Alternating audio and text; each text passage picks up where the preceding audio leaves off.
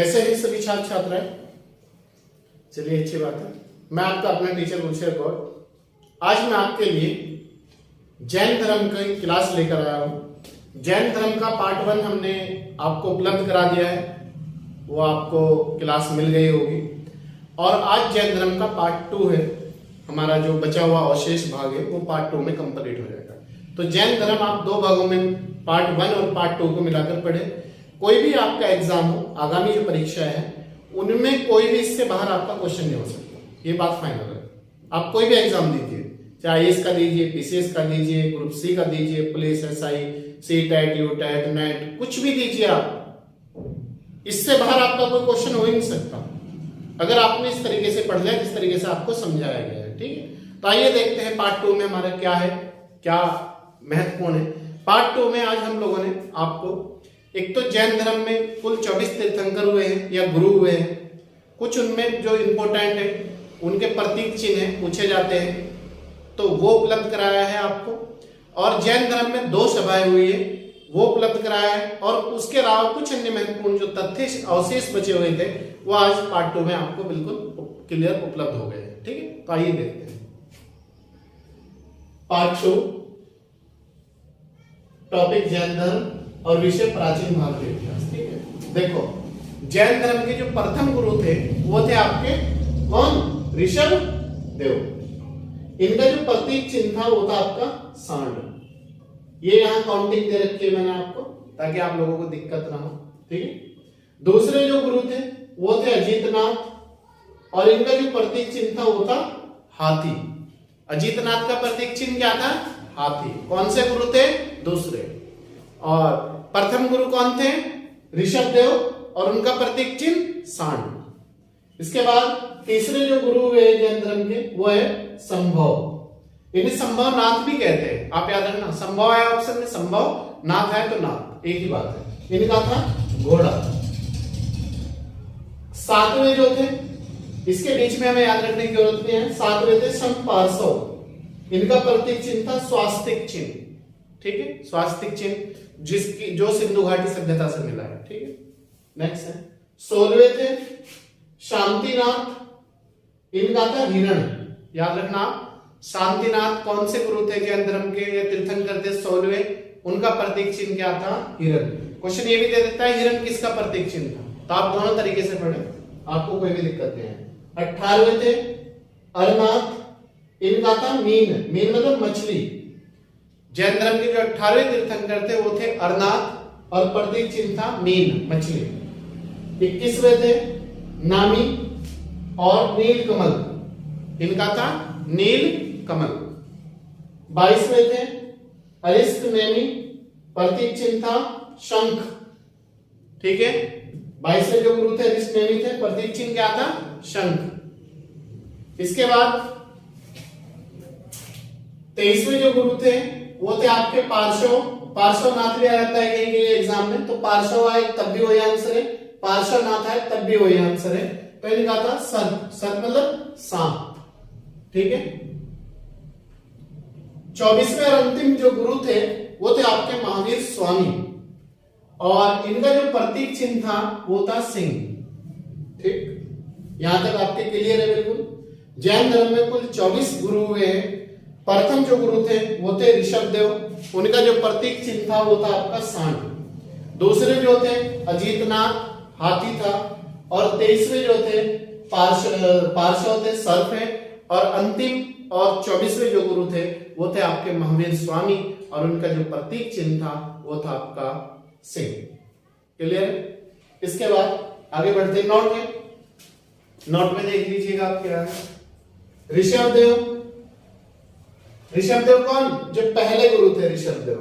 और अरिष्टनेमी। अरिष्टनेमी कौन? 22वें गुरु।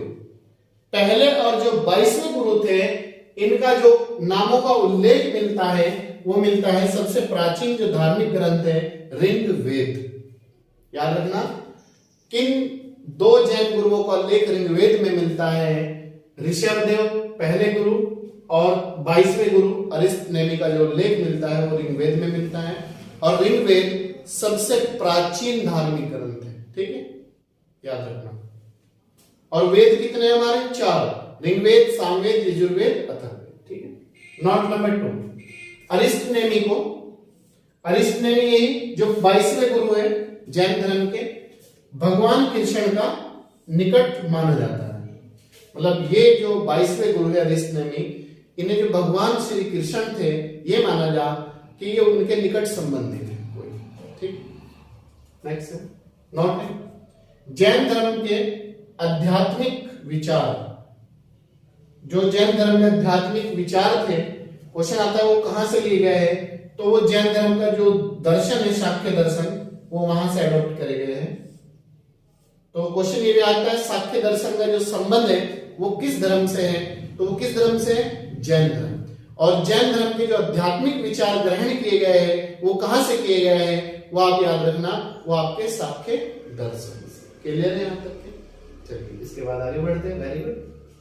नेक्स्ट है कर्नाटक के एक स्थान है कर्नाटक में श्रवण बेलगोला। क्वेश्चन ये भी आ जाता है कि जो श्रवण बेलगोला स्थान है वो कहां पर है? कर्नाटक। और वो क्यों प्रसिद्ध है? किस धर्म के लिए प्रसिद्ध है? तो ये आपका जैन धर्म के लिए प्रसिद्ध है। ठीक है। कर्नाटक के श्रवण बेलगोला में जैन धर्म का इसलिए संबंध है, वहां एक गंग शासक हुआ करते थे, चामुंड राय। तो चामुंड राय ने 10वीं शताब्दी में गोमतेश्वर की मूर्ति का निर्माण कराया था। ठीक है। चामुंड राय। तो क्या है कर्नाटक? श्रवण बेलगोला जैन धर्म के लिए प्रसिद्ध है। श्रवण बेलगोला कहां पर है? कर्नाटक में है। जैन धर्म में इसकी क्यों हुआ है? वहां गोमतेश्वर की जो मूर्ति है उसका निर्माण 10वीं शताब्दी में चामुंड राय ने करवाया था। ये चामुंड जो राय थे ये गंग शासक थे। क्लियर? इसके बाद ये जो गोमतेश्वर की मूर्ति है, क्वेश्चन ये भी आता है किस मुद्रा में बनी हुई है? तो याद रखना कायोत्सर्ग, कायोत्सर्ग मुद्रा में बनी हुई है गोमतेश्वर की जो मूर्ति है। सॉरी,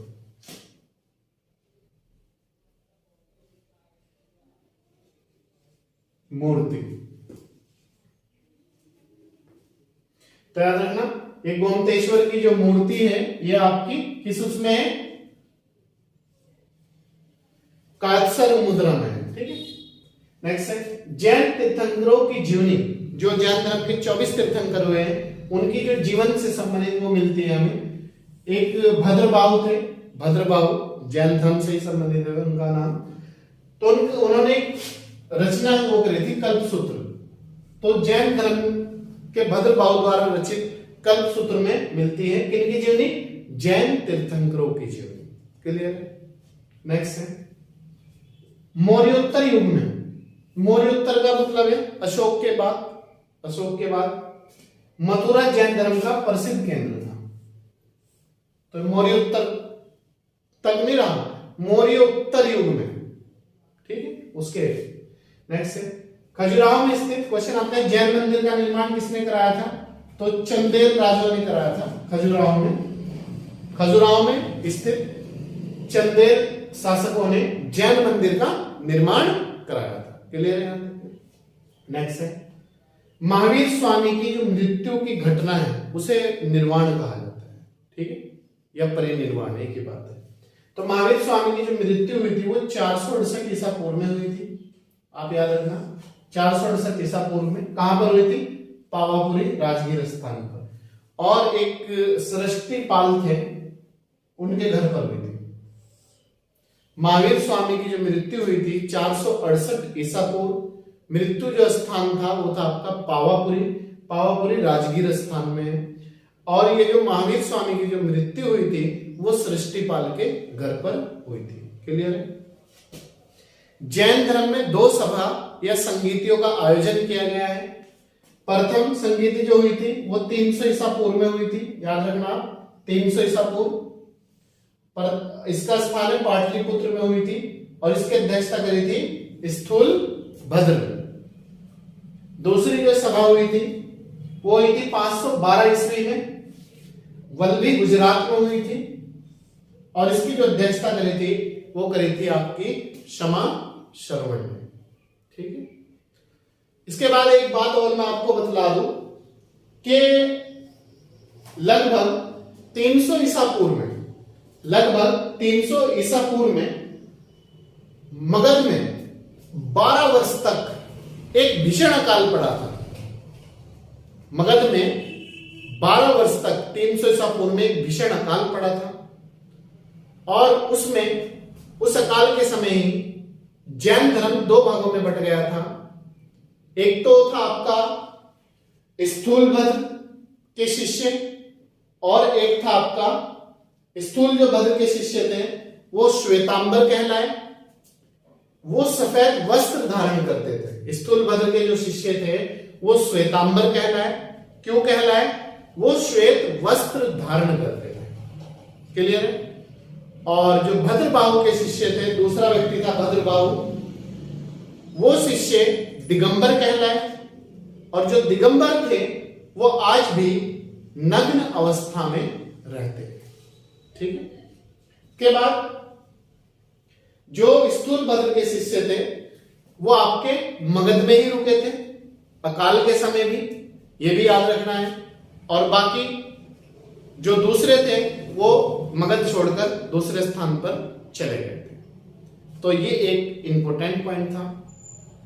बाकी इसके अलावा अगर आपको कोई भी समस्या आए जैन धर्म में समझने में, पढ़ने में, सुनने में, तो आप हमें कमेंट बॉक्स में कमेंट करके बताएं।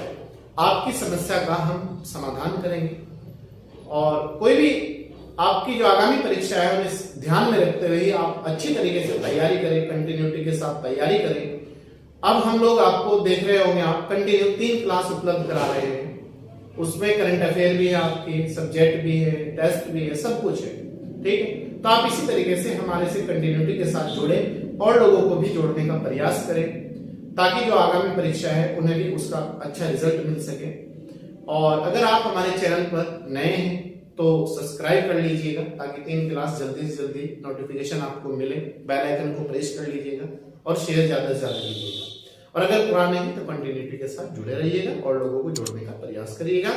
चलिए मिलते हैं आपसे नेक्स्ट क्लास में। मैं आपका अपना टीचर गुलशेर कौर। ठीक, ओके, थैंक यू।